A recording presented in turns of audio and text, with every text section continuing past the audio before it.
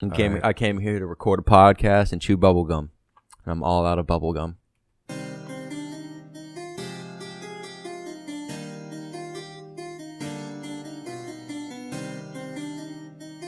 This is the College Gamers Podcast.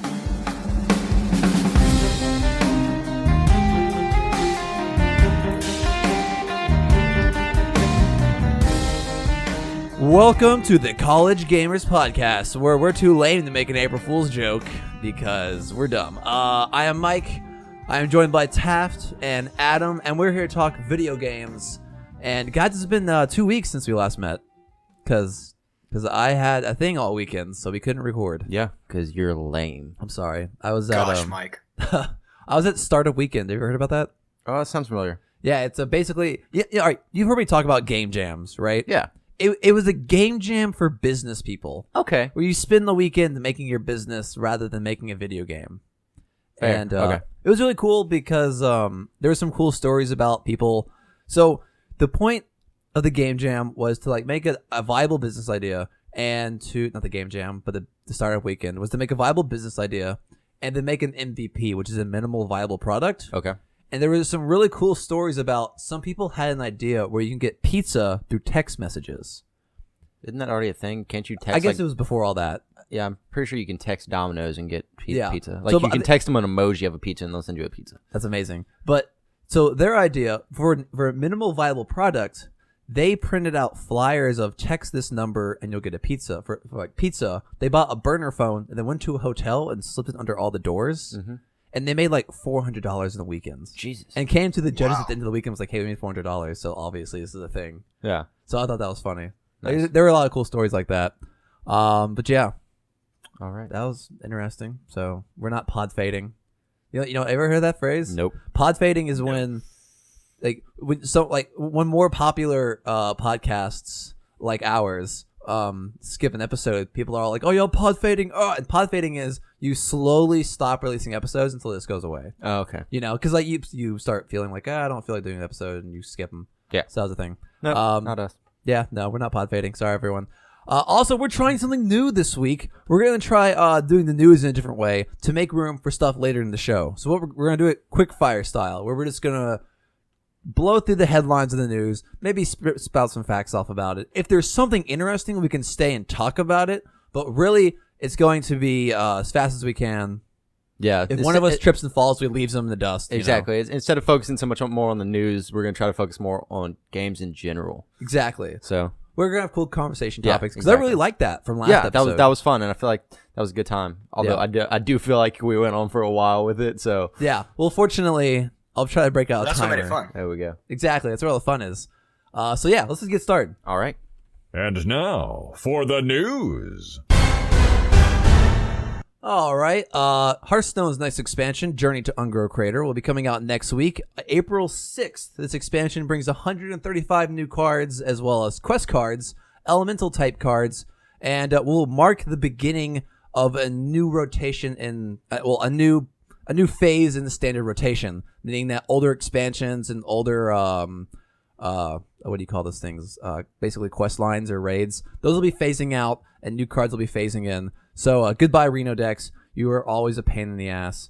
Also, before we move on, I know this is quick fire. One thing I want to mention is that one of the quest cards I saw for the mage was you get an extra goddamn turn. That's so overpowered. What? That's good. That's going to be so bad. That is stupid. 2 turns in a row is so overpowered. Oh my god. Okay. Up next. All right. So, Civilization 5 or 6. Which one is it right now? 6? I think it's 6. Yeah, 6. Released a new 2 new civilizations, Persia and Macedon civilization. They were just released. Persia is led by Cyrus II. He has the Fall of Babylon ability, providing all Persian units with a bonus movement after declaring a war, and you also get less diplomatic penalties for that, which is super awesome. Yes. That's that's a great way to just destroy your enemies. Hey, guess what? Surprise attack! And then Macedon is of course led by Alexander the Great. Who else would lead that? His feature is Hellenistic fusion, and it provides a bonus after conquering cities, depending on the type of districts that city has built. He also provides a bonus that reduces the amount of war weariness that Macedon suffer. That makes sense because like wasn't he all about expansion? Yeah, he was just like go go go go go. I gotcha. Nice. Sounds like fun. Yep. Steam sales. So yeah, just like the last 2 years, Steam is having a not just a sale, but this sale is focused on anime games. But this time it's actually a lot bigger because this time it's hundreds of games. So let's see here. Just a few of them are like one of the most popular anime games is the Danganronpa series. There's 2 of those for like $18 a piece or $32 for a bundle. Some of them aren't technically anime games though. Like there's like Street Fighter V, the Mega Man Legacy Collection, RPG Maker MV, which I believe is one where you can actually make your own game. That sounds pretty cool. Or if you want to just learn languages, there's one called Learn Japanese to Survive. So if you're into that. But yeah, there's just a couple, and there's hundreds more. Nice. I feel like Street Fighter makes sense Oh yeah, definitely. because that's kind of it's not anime. But it's anime-y. Yeah, it's anime-y. Yeah. Also, Mega Man has a lot of anime That's true. influences. I think was it anime before the game, or did the anime come out after the game? Because there's the Mega I Man can't remember. show, right? Yeah, there was. I think the game came out first. That would make sense. All right. So starting yesterday, there was a release of the Gwent beta on PlayStation 4. You heard me right. Gwent. Yeah, boy. Yeah. Unfortunately, it's only through April 2nd. So it'll be done tomorrow on Sunday.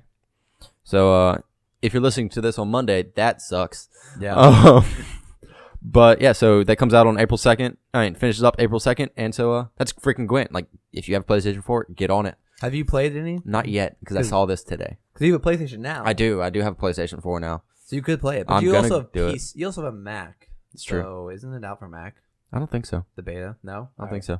I'm thinking of Elder Scrolls Legends. Nope, that's not out for Mac yet either. I gotcha. Well, speaking of PC, Destiny 2 will be coming out on PC. This has been rumored since September. It is unclear if the PC version will be cross-platform, but players will be given a fresh start in Destiny 2, meaning they have to abandon their characters, weapons, and progress made in the last game, and the game releases September 8th. Before we move on, Taft, you've played Destiny. How do you feel about having to start completely over? That's fine. That's fine? That's fine. Well, you're not super attached to Destiny, are you? I was for a while, but then after I beat it and realized that there was no story and all the story was in the DLC, I was like, I hate this game. So for the next one, they need to not do all the story in the DLC because that's ridiculous. Well, I remember the game started out kind of dry when it first came out. Yeah, because all the story was in the DLC. I gotcha. But all of it. Have you seen the launch trailer for Destiny 2? I did not get a chance to watch it today. It has some personality, and Really? it makes me excited for the game. That's good. Okay. They put some good humor in there. So yeah, it'll be coming out September 8th, and a game I want to pick up because I've always wanted to play Destiny. Always. This will be fun. All right, moving on to Breath of the Wild. So you thought you were going without Breath of the Wild news, and I laugh at you because we're getting Breath of the Wild news. I really don't think anybody thought that. I really doubt that. So yeah, Breath of the Wild got an update March 30th, which was Thursday, I believe. This is update 1.1.1, and the patch note reads, quote, adjustments have been made to make a far more pleasant gaming experience. And that's all Nintendo said about it, but what it does is, the main thing it does is fixes frame rate issues, I think is what it was. I actually have seen some of this because it'll update automatically if you're connected to the internet, so I think mine did it. And it mainly does the Great Plateau, and I don't really go back there too much, but I went back there and I actually did see that. And but some other areas it actually is lacking. Like they still have some work to do on that. But yeah, this is the game's second update, although it can be considered the first one because the first one was actually on March 3rd, the day of the launch, and that just gave us the eShop and let you purchase the DLC pass. Nice. There'll be DLCs for Breath of the Wild? Yeah. Do we know any of those yet? I don't think so. We know nothing about it right now. It'd be awesome. They say a whole DLC dedicated to weapons and armor. Oh, that'd be great. We know it'll give us more dungeons. Nice, very nice. I would like some old fashioned temples. Yeah, like the water temple. Yeah, that'd be funny. Yeah, that'd be great. All right, so moving on to some more Witcher stuff. So, in an interview the other day, the Witcher developers talked about how they might actually be interested in making a Witcher 4. Ooh. They said that The Witcher was always intended to be a trilogy, but they spent so much time and money in the world, and they truly do love the world because they spent so much time in there developing it, that they would actually be quite interested in making another game. Although Witcher 3 was the last story for Geralt. So if they were to do a fourth one, it would have to follow somebody else. Interesting. But I don't know who. Because I don't think that you could make a whole game with Ciri. No. I mean, maybe you could. Unless, it wouldn't. She wouldn't be chasing someone else because that would be repetitive. Yeah, I just don't think you could. I think you'd have to maybe come up with like another Witcher or something. Yeah, I'd be or okay like maybe even like shoot it forward some years. Yeah, and like Witchers like are making a resurgence or something like that. Maybe I could see that. That'd be nice. And like maybe have like black powder or something like that in there. Like shoot it forward like a couple hundred years. I see. So it's more modernized, or kind of like Industrial Revolution era. Not even necessarily that, but like just like a little bit farther forward. You know what I mean? I got you. I think that'd be an interesting choice. I got you. Because you could also get some really cool monsters out of that. Like they had a little bit of vampires in Witcher 3, but I think that'd be something you could more focus on because that's Victorian age, Industrial Revolution. That's when like werewolves and vampires were really big. Yeah. Mythology stuff. So yeah, that would be really cool. All right, now for in my opinion, the big news of the week. Of course. Heroes of the Storm is getting a huge 2.0 update where they're calling it a bold new era for Heroes of the Storm. Highlights include hero caps have been removed, so you can just infinitely level up your favorite characters.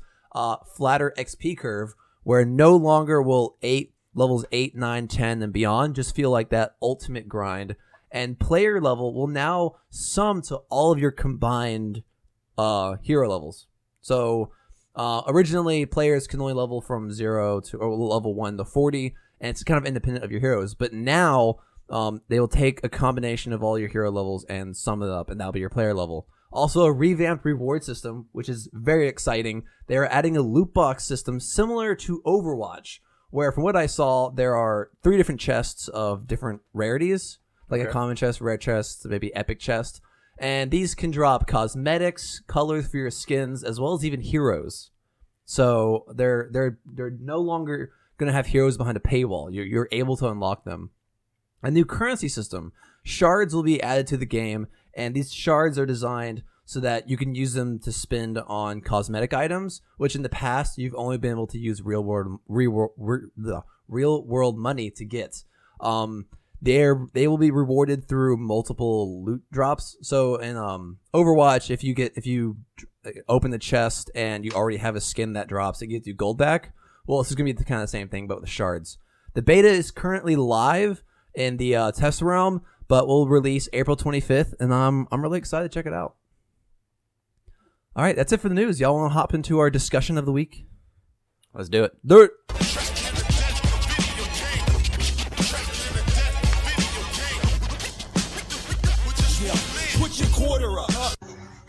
Help, it's happening.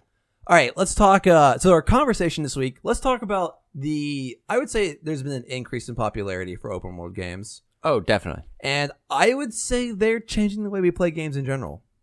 Oh, 100%. I would agree. Yeah. So okay. First of all, open world games have been around for a really long time. I would say that they're not a new thing, right? No, not at all. Because you would have like some of the early Zelda games are open world. Oh, it's called Ocarina of Time, yeah. Ocarina of Time. I guess we're counting those top down, like go floor by floor or room by room, kind of, I guess, yeah. Yeah. So where do you want to start? Because this open world's a very broad topic. I mean, but what exactly is the conversation topic, though?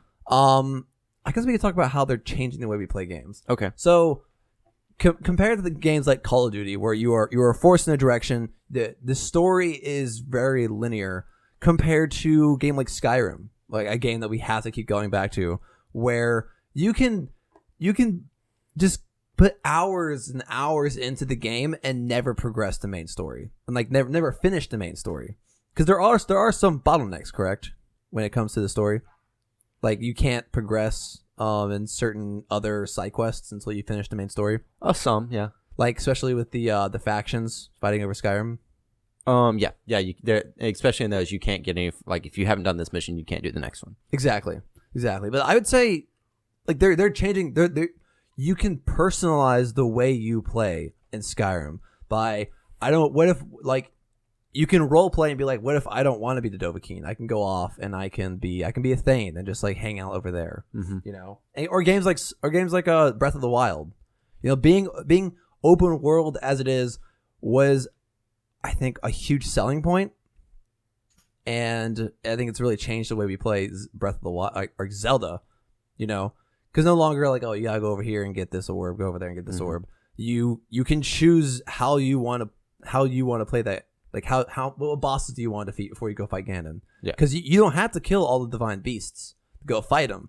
It's gonna make your job a little harder, but you can still go straight there if you really wanted to.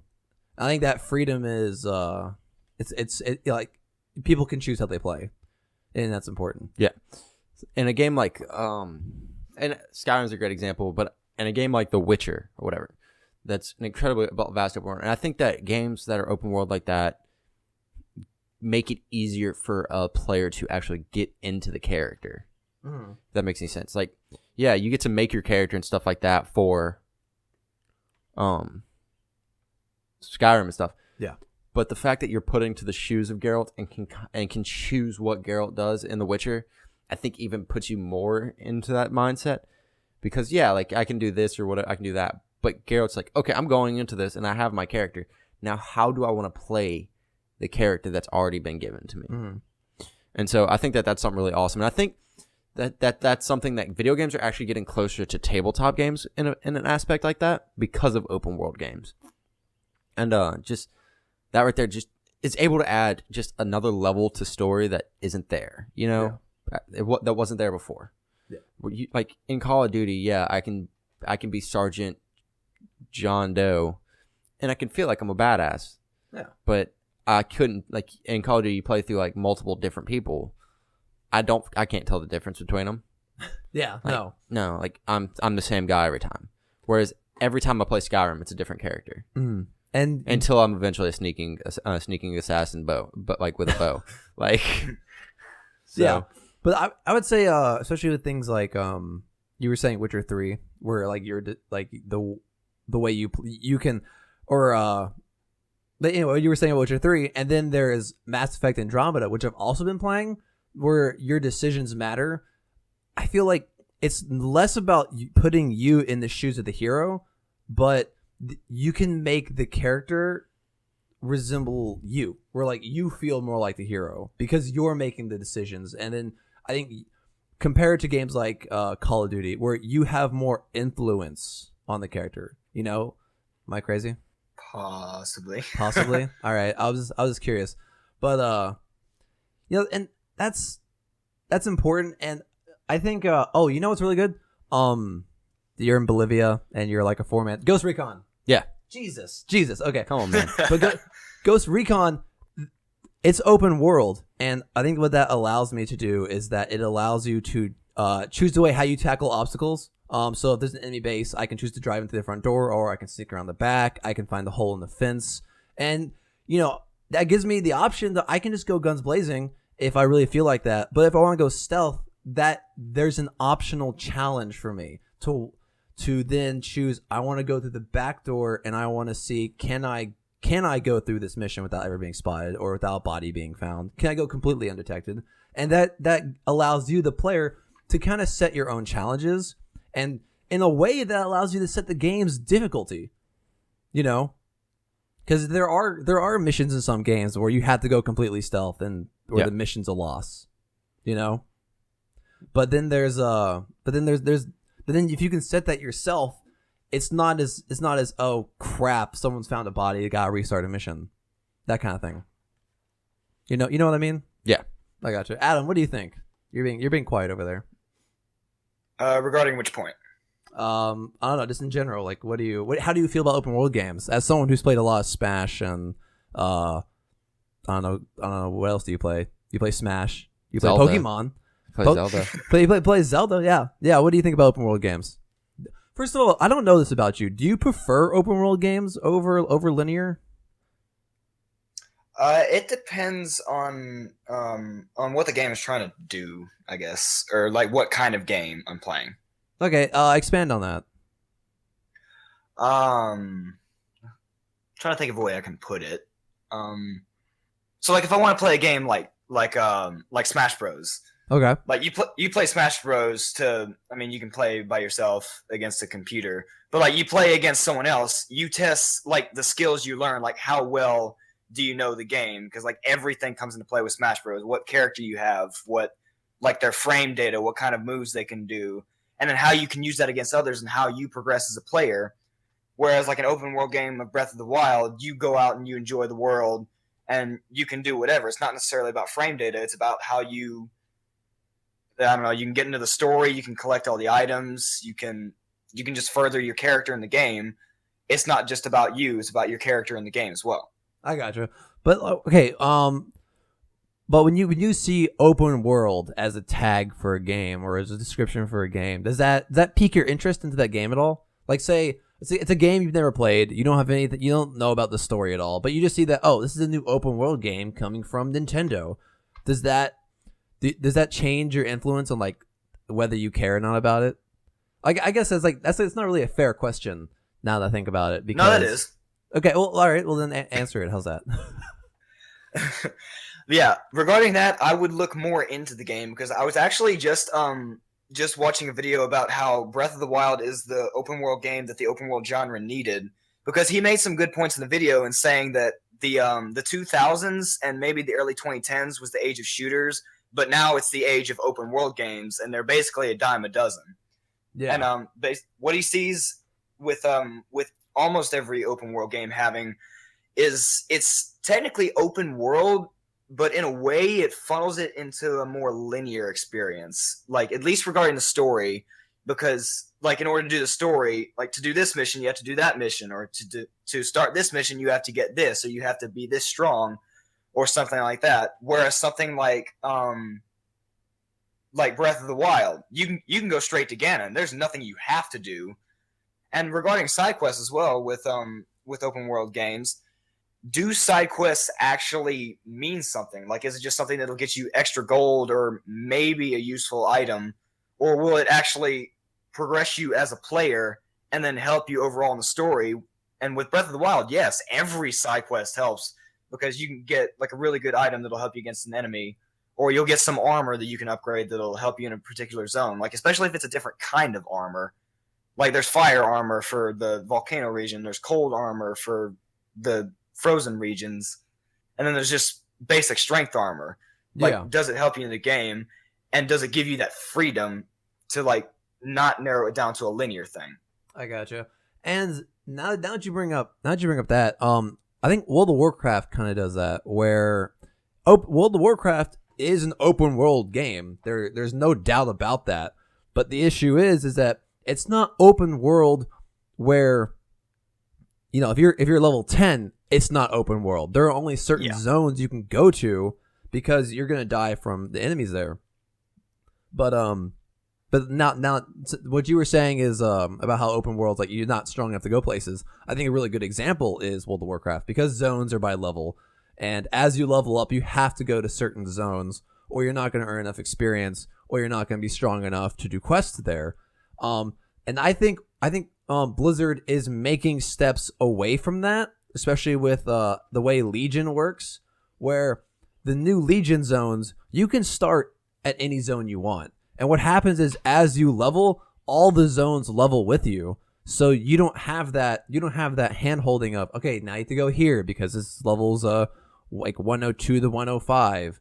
And then after once you hit 105, you can't level here anymore because it's useless. But then, like, especially in Wrath of the Lich King, where I was really enjoying the story of Northrend, but I was finding I would follow these quest lines through zones, but I would level up as I was doing those quest lines, but then I would hit a certain level where I had to make a decision: do I want to stay and play this quest line but not earn experience from it, or do I want to go to a new zone where I don't know how this finishes, but I want to level up? And I think World of Warcraft is making transitions away from that, which is really nice. And so is Breath of the Wild, with being able to choose, like, do I want to go straight to Ganon, or do I want to go, like, make him weaker? And that's really cool. And also there's I think Ghost Recon does the same thing where the zones they have difficulty ratings from like I think 1 to 5 skulls or something along those lines, and I don't have to do the easy ones first. I chose to because I want to get a hang of the game and learn new strategies in that game without dying over and over. But if I really wanted to, I could say screw the easy guys. I want to do all the 5 skull ones first and just like challenge myself immediately. And I think we're moving away from that. But as you were saying about like how open world games came around in 2010, do you think? I think that the survival genre has made a huge, it's been a huge influence on open world games. I don't know that. Do you have I can any? kind of see that. Because like now they're just everywhere. Like you have Conan, Ark, Minecraft. I think was a huge influence on open world. Yeah. There's oh crap. What other? There's all these open world games. So especially survival. Yeah. Survival is definitely like one of the key things that has brought in the popularity of open world games. But to me, it's still the freedom that an open world game gives you that makes it so great. Look at Ghost Recon and stuff like that. It gives you the option of how you want to approach a situation. Skyrim does the same thing. I can approach this cave stealthily or not. You know, it just gives you so many different options to do. And it makes the game, to me, more realistic. Even though I'm a fantasy person shooting an ice bolt at somebody from my hand. Yeah. But still, like, you know, like it just gives you more options and makes it a more fun experience to where every time you play the game, it's not the same thing over and over again. I got you. And like you can choose the way, or you can play different styles but can we think of any non-open world game that still gives you a huge variety of play styles, but still very linear? It depends on what kind of game it would be, or like how you want to approach a game. I understand that, but like currently, are there any games that still give you a wide variety of play styles, but are still very linear? Because even Call of Duty doesn't give you that. Call of Duty gives you weapons. Like if it's a stealth mission, they give you a sniper rifle. They give you a silenced pistol. If it's close quarters, like the Call of Duty 1 on the boat, they give you a submachine gun. It's true. Because it's gonna be close quarters. So even then, your weapon style doesn't change doesn't affect. I mean, it's like that level. As you go through the game, you can kind of progress, choose as you go through the level, you can change your weapon and stuff like that. That's true. But I mean, that's the same as Skyrim. If I go into somewhere, I can equip a short sword instead of a long sword or something like that. You know, but that doesn't change the way you're gonna play because you know where that gun's gonna be because that guy's gonna have the gun every time you go in there. Yeah. So. Well, all right. Here's the thing. We talk so much about Skyrim. Yeah. Do you think the reason why Skyrim is a success is because it's an open world? Like, imagine Skyrim as a linear. Yes, I think that is exactly why. I don't think a game like Skyrim. I don't think fantasy games cannot be open world anymore.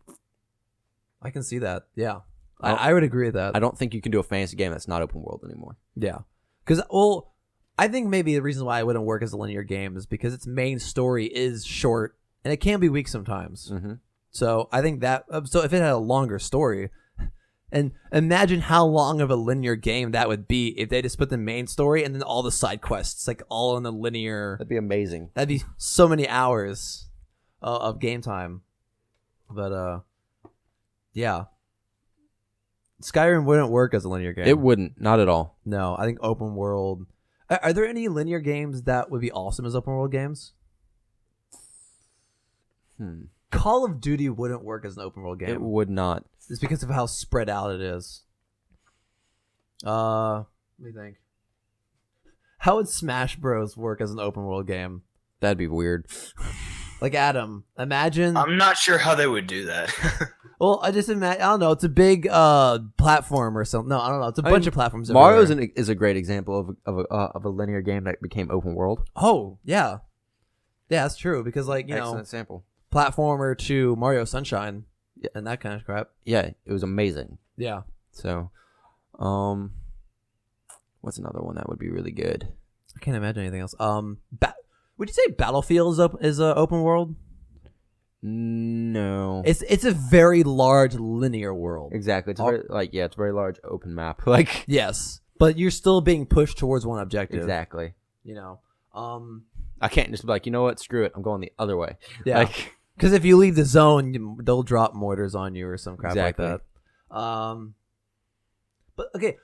But Battlefield, I don't feel like I'm being forced in a direction because the world is so big. yeah, I You don't know? feel like it, but you still are, and that's a good example of a way a linear game should be. Whereas like Call of Duty, it's like you're literally in a hallway sometimes. Yeah. There's especially looking at like Call of Duty 3, where it was more set in the Middle East. They would literally lead you down an alleyway through a house, alleyway through a house. I mean, Call of Duty Modern Warfare 3. Modern Warfare 3, sorry.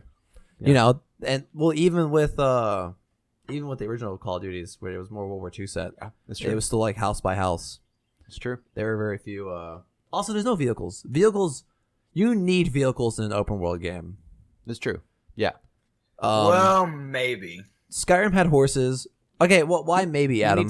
You need some sort of transportation because the world just gets too big. That's true. But Adam, why? That's why also where fast travel comes in. I don't know. Yeah, but fast travel is a whole other conversation. I feel like. Yeah. Do you feel like fast travel will break an open world game? Yes and no. I feel like you need it in some games, but other ones it's like I feel like there should be an option to turn it off Yes. in all games. Like I don't like fast travel in Ghost Recon. I don't like it. I feel like it kind of breaks the game. Yeah. Because like you have this huge, beautiful game, but instead of flying through it, I can just save 5 minutes and teleport somewhere. Exactly, yeah. Like in a game where you have super fast cars and stuff like that, I feel like there shouldn't be fast travel. But like Skyrim and stuff like that, you might not you don't always get a horse. Yeah, Because exactly. you have to buy a horse. Like that's fine. Don't bring that in. I don't think Skyrim was big enough to require a vehicle. Sometimes it was. Sometimes, like I think that it was nice to have the fast travel to the big cities. Exactly. Well, okay, yeah, I think they could have. I don't remember. Does Skyrim had fast travel, right? Yeah. Yeah, but I think they could have. They didn't really need it because you had the chariot dude, the wagon guy. Yeah, but they were only outside the big cities. That's true, but like the big cities were spread out enough where I felt like you didn't really need fast travel because you could just go to a big city near an objective and walk there. I guess. I don't know. And like over time, you learn the world. Yeah. And you're like, I don't want to walk through all this again. Yeah, it's true. Now, Witcher was one that I very rarely used fast travel. I never used to I don't think I used it at all. But that I was, think the only time I used fast travel was to get to Skellige. yeah. But that I felt like that world was so rich with story and like even walking through the world, you would see like war zones. Exactly. You know, like where you just battles kinda happened or I want to play it again. destroyed villages or like villages that were being successful and like haven't been burned down yet. Or somebody to play Gwent with. Exactly. Like, So I feel like that's a really good example of an open world game. All right, what's a bad example? Oh wait, I know a bad example. Goddamn, No Man's Sky. yeah. No Man's Sky is a terrible example of a open world game. You know what's a bad example? And I'm probably going to get some hell for this. All right. Fallout. Ooh. All right. Which Fallout? Because some are better than others. Just Fallout in general. Like Fallout for the in most general? part, though. Fallout New Vegas was probably the one that did it the best. Yes, I agree with that. But for an open world area, I feel like you need to have a world constructed. I need a goddamn vehicle in Fallout. Exactly. Speaking of open worlds that need vehicles, Exactly. like there are cars everywhere. One can work. Exactly. It's like the world is just too big, and when you get into certain areas, it's just too cramped. Yeah.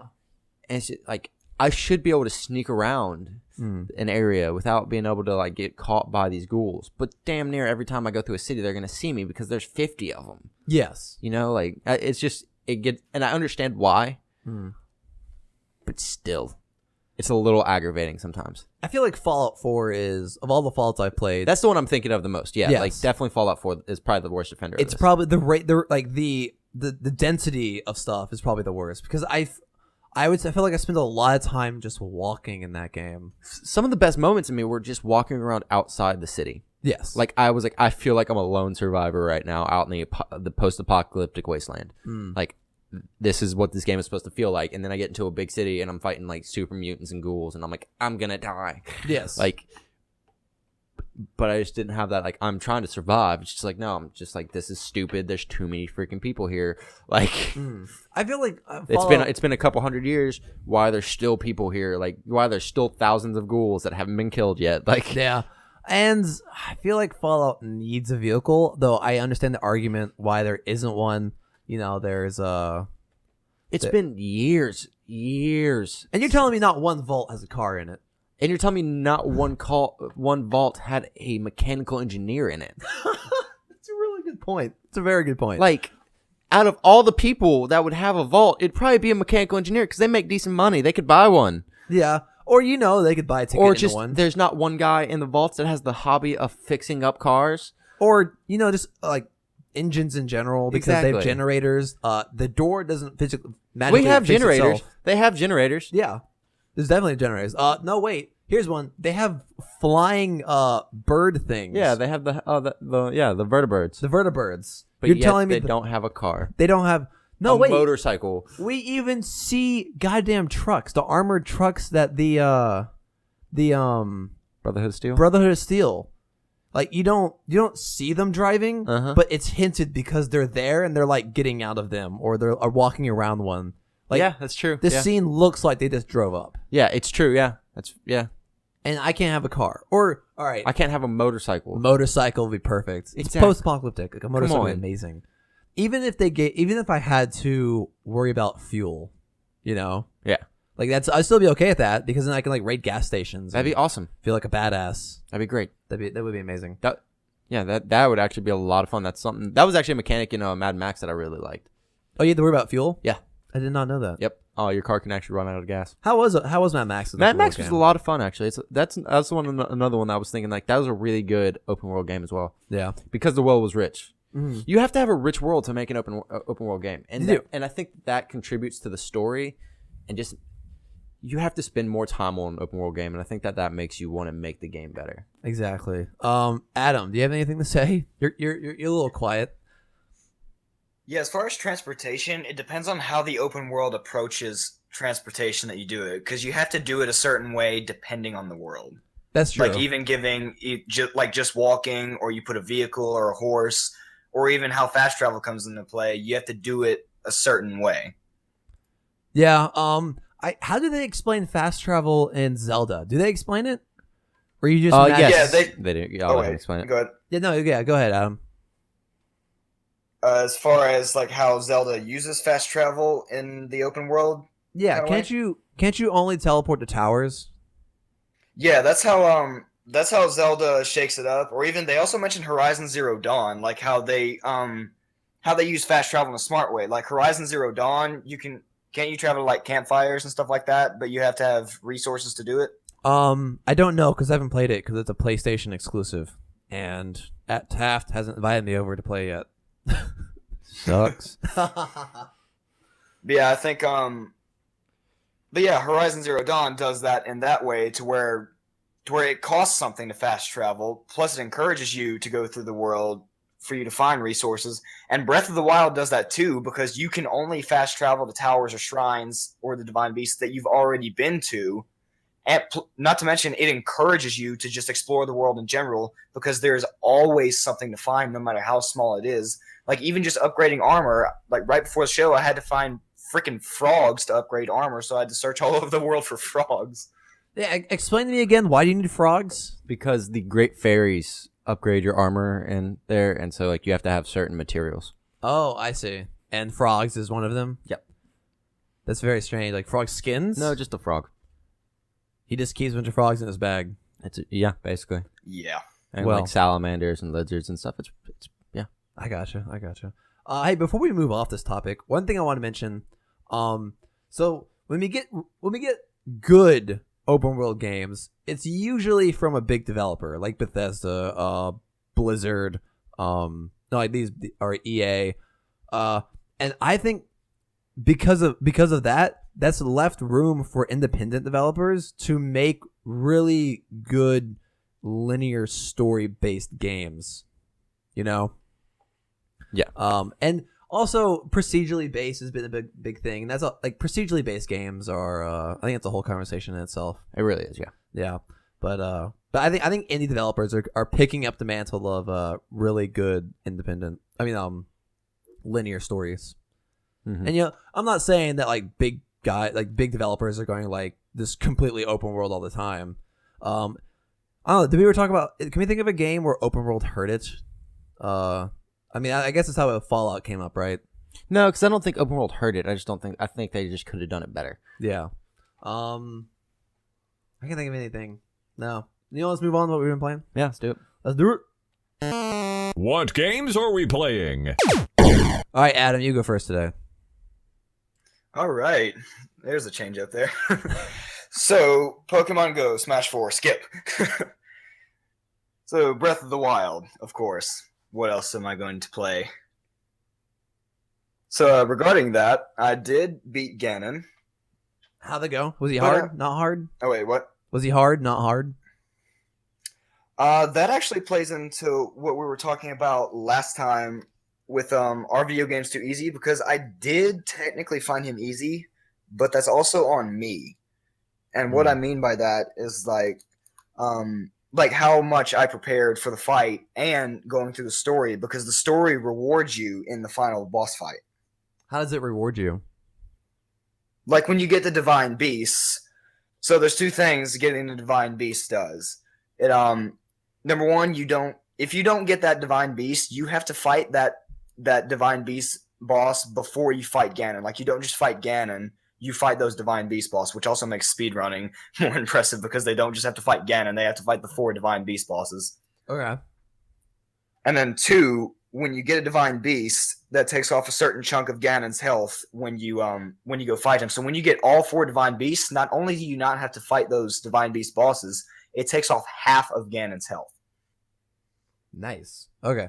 So each one takes half his health? No, that would equal twice his health. No, but if you do all 4, each one takes off a 1/8 of his health. Oh, okay. I thought each one like halved it every time. No. So eventually, No. Okay, I was just curious.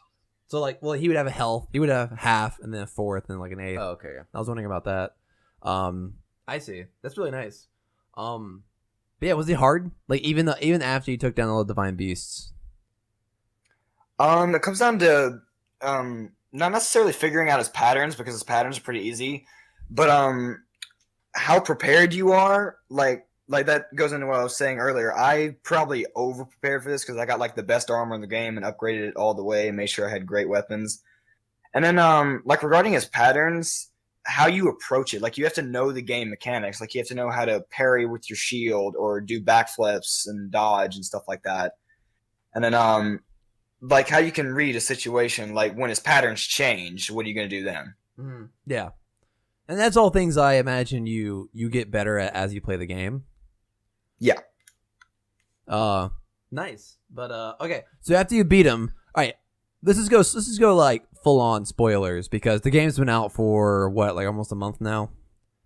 It came out like March 5th. March 3rd. March 3rd. Okay, so it's almost been out for a month. So let's just go ahead, spoil it. What happens after you beat Ganon? The world resets, right? Sort of. It does okay, so you beat him. There's an after clip right after the fight. I won't say it. Then there's the credits. There's another after clip. And then if you do the Captured Memories quest line, you get all, I think, 18 memories. That's the ones from the Sheikah Slate and then the Divine Beasts. If you get all those, there's a bonus after clip. And then that's it. But then the first thing it suggests when you go back to the game is new game. But you can continue game. But here's the thing with that, and I was kind of disappointed with this. It continues the game, like it loads a save right before you fight the final boss fight.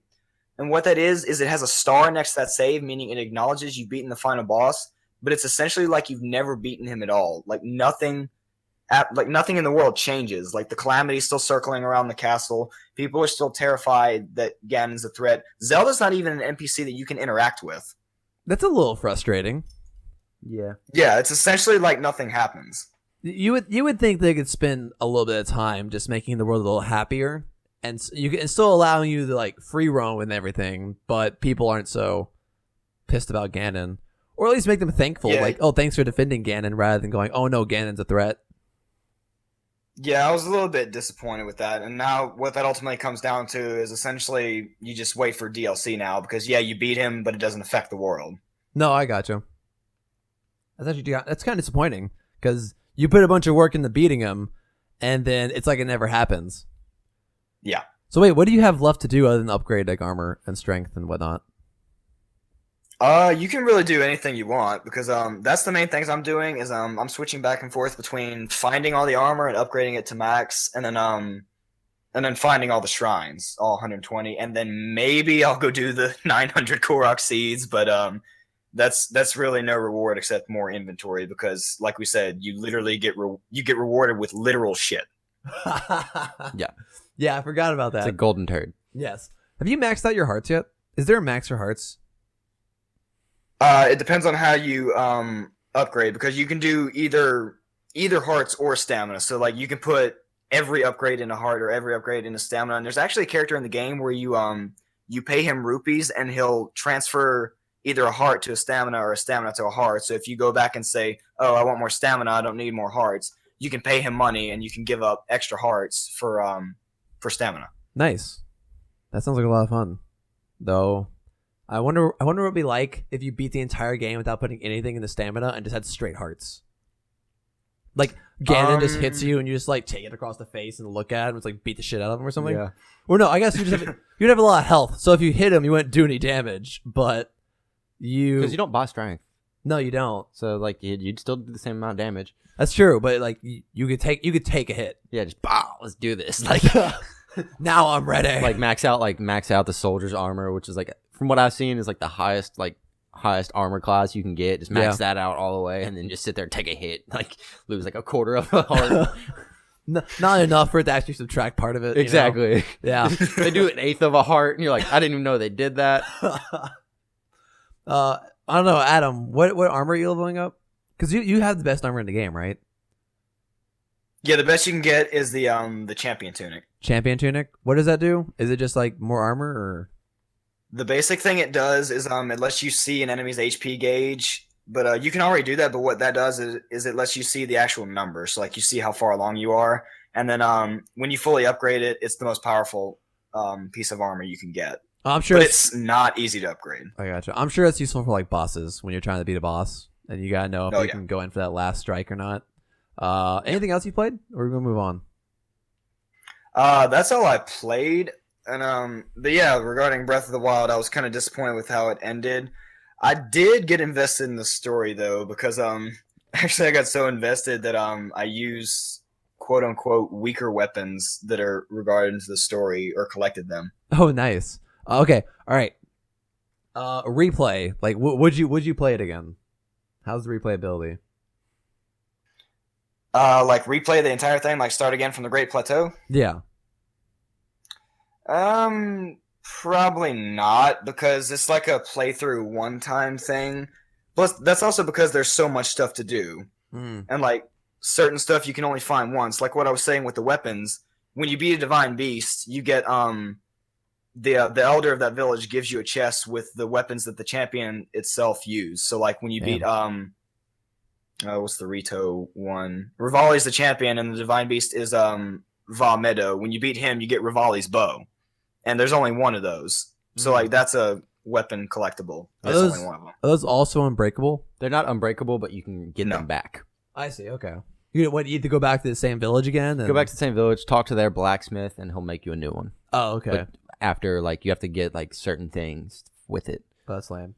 Like So, for sort of, the though. like for the Zora bow, Yeah. you have to have the you have to have a diamond and a Zora spear. I gotcha. So Okay. What were you saying, Adam? What do you mean, sort of? It's sort of because you can get them back, but I mean this is just a little minor thing. It goes into like the lore of it. They'll replace it, but it'll say in the description this is a replica of the original. So like with Mipha's trident, it won't actually be her trident. It'll be a replica of it. Oh, that's kind of disappointing, actually. but it does the same damage. Does the same damage. Yeah. But, like, you're not wielding the same one. I feel like it's cooler to wield the same one. Yeah, it does, but it's just like a collectible thing. Like you can buy a house in Hotno Village, and you can buy weapon racks. So I put all the champion stuff on the weapon racks so it save them. Oh, nice. Okay, wait. You can own a house. Can you do anything in the house? Is it just? There's a side quest where you can buy a house in Hotno. Yeah. There's a certain little area there. You can you build up the house, and that actually starts another quest where you can build an entire town. But that's another thing. So with this house, the main thing it lets you do is when you buy everything, it gives you these things called weapon racks, and you can store when you have them all, you can store 3 bows, 3 weapons, and 3 shields. I think. Okay. So wait, have you done the build a village quest? Yeah. Is it fun? Like, are you the mayor or something? Does it turn into a resource management game? No, you just help build it up, and it turns into just another village. But they generally have a bunch of supplies. Like the store guy almost always has arrows, which you always need arrows. Not to mention that village unlocks the secret armor vendor. So that's the guy. Like if the Hylian shield breaks, you rebuy it from him. Oh, He'll okay. be in that village. I gotcha. Nice. Well, it sounds like you're still having fun with it. Oh yeah, there's still so much to do in this game. I still need to play it. I'm so sad. I don't know, Taff, you want to go next? Sure. All right, what are you playing? Legend of Zelda Breath of the Wild. But I'm done talking to y'all. Yeah. I'm gonna start my own podcast so we don't talk about Zelda. no, I also played a little bit of Ocarina of Time, and so you remember like last year when I was playing that Kingdom Hearts game on my phone, Yeah. and how it ate my soul. Yeah. Yeah. That's back. Wait, you're playing the game again? Yeah. Wait, did the update come out? Or you They're doing multiplayer. How's that? Bye, guys. Wait, how does multiplayer work? I don't know. It hasn't come out yet. But it's about to come out. So I just restarted, and I'm not gonna like go into it with like nothing. Okay, so you're kind of grinding your character up. Exactly. And nice. But so when I first started playing last year, I had you do like little like random pulls for medals and stuff like that to like for your attacks and stuff. Yeah. I had stupid luck with those. Like I was really lucky with those. Okay. Not so much anymore. No. I'm just getting terrible ones. Horrid. I'm so sorry. It's okay. That sounds like fun. That's for Android, right? It's for just phones. It's for your phone. Yeah. If it's on Android, it's on the iPhone. Yeah, exactly. Except for there are a few things that are on Android that are on iPhone. Yeah. The rare gem occasionally. Usually the good stuff, like the emulators and stuff. Yeah. Exactly. Anything else? No, that's really been it. On your phone all the time? I feel you. I did try what's it called? Elder Scrolls Legends though. Oh yeah. I did try some of that. That was fun. I liked it a lot. You liked it? I did like it, yeah. Favorite part? Like, did you anything stand out? I liked how you leveled up your base characters. Yeah, I like that too. I really like that idea. And it kind of gives you some like, oh, like, I love up these cards. It makes me feel good. Exactly, yeah. Yeah. What do you think about the lanes? As someone who's That's played interesting. Hearthstone, yeah, That's interesting. I do like it. Yeah. Because it allows me just kind of like this person can't get attacked right now because there's nobody in this lane, so they're gonna be safer around. Yeah, or you can like lock up one lane with like a taunt and then like build up another one. You know? Exactly. Yeah. Yeah, I think it has a lot of has a lot of promise for like new strategies and stuff that you don't see in Hearthstone. That's exciting. I played Northgard this week. I've been kind of touching that. It's it's still in beta right now. It's that RTS where it's more like Nordic focused. Though I'm playing a game style where you can only win through combat. Like you have to defeat everyone. And something I didn't know was every winter that happens, they get worse and worse. So, really? Yeah, every winter you need more food, you need more wood. They don't last longer, but natural disasters happen more often. And I didn't know that. So right now I just hit it was a terrible winter. A blizzard happened, so it doubled my food and wood consumption, and I lost 80% of my population to sickness and starvation. Ooh. I had like 36 people. Now I have like 5. It's so bad. And so I'm thinking, all right, am I going to try to like win this through combat, or I'm just gonna like everyone else starve out and just try to win through that, like through like low population, keep everyone alive kind of thing. That was fun. But the big thing I've been playing is Mass Effect. Okay. Andromeda. How's that? All right. I like it. The first thing I want to address is the animations. I haven't have you seen the videos of the animations? The walking is weird, especially like people like pressing keys really fast. And the facial expressions are really off. Like they'll be smiling when they talk about their dead dad or something. I haven't seen any of that, though. I can say that the humans, they look like they're made of cheese. Like they look like they're all made of mozzarella. What? I don't know. It's very straight. They all look greasy. I find their animations to be really stiff. I think all the aliens look a lot better. I feel like a lot of work went into the aliens. Okay. I feel like the humans look weak. Like I said, the aliens look great. In terms of gameplay, the cover system is kind of cool because it's third person. And from what I understand, in the past, you had to click buttons to get in the cover, where now, if you're in the proximity of a wall or a box or something, you automatically crouch. And it's nice, but sometimes you like accidentally get off from cover, and then you get shot and you're killed, and you get mad, that kind of thing. I like the story so far, and the ship is really cool. I love the ship. They make you feel like a captain. Like I feel like I can take the ship anywhere I want. It's gonna be awesome. Though I'm getting a really big Halo vibe. And really? Yeah, big Halo vibe. Here's why. Humans are exploring a galaxy. They find advanced technology left behind by some like advanced alien race. We can work it for some reason. Other aliens are competing to get to it, and you're basically a Master Chief character because you have like awesome weapons and upgrades and stuff. Really? Like I get a huge Halo vibe from this. I think this is like I wasn't a huge fan of the Mass Effect series. Okay. Okay. Let me rephrase that. I like the Mass Effect series. Yeah. Like I know the story and stuff like that, but the gameplay I wasn't a huge fan of. So I only made it past the first one. I hear the second one, like gameplay got a lot better, but I just couldn't bring myself to play it. As somebody who didn't get past the first one, Okay. can I play this one? Yes, I've never played Mass Effect. Okay. And they Like that. That's what I've heard. I've heard that you don't need to have played it, but Yeah. just as somebody who's actually currently playing it. Yeah, I've never played Mass Effect, and I'm enjoying it. Okay. Like, I understand that Shepard was a big character in the past. Mm-hmm. And you don't have to worry about that very long. Like that doesn't tie too much into the story, and they explain a lot of it. But yeah, I think you could do it, and I really think you. The game is good. I find it to be slow. I find that the story is kind of slow, but I think the reason why I think it's slow is because first of all, they have a cutscene for every goddamn thing in the game. Damn.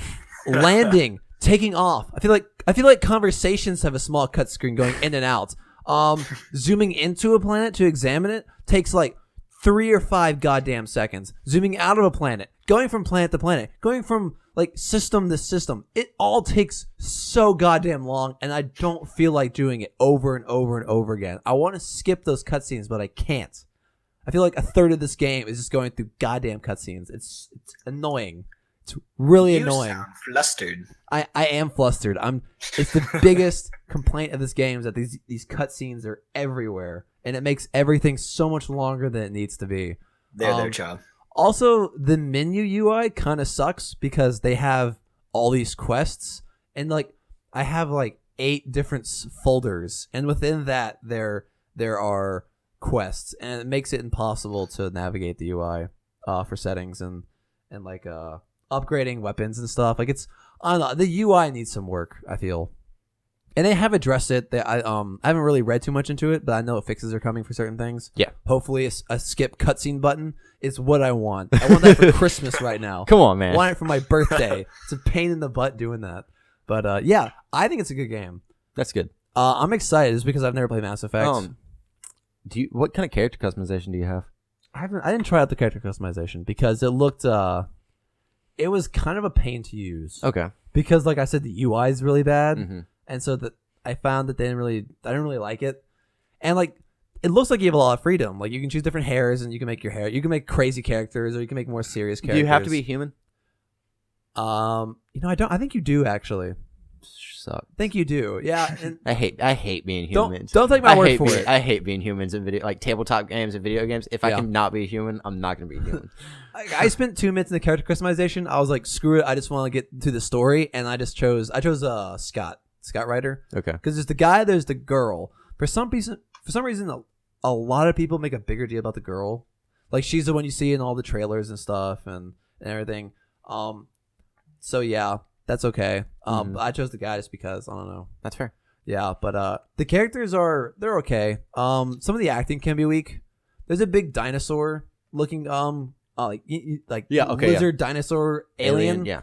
And for some reason it has the voice of a very, I would imagine, like a very small person. And it throws me off. It's That's not like awesome. this deep like alien voice. It's like really high pitched.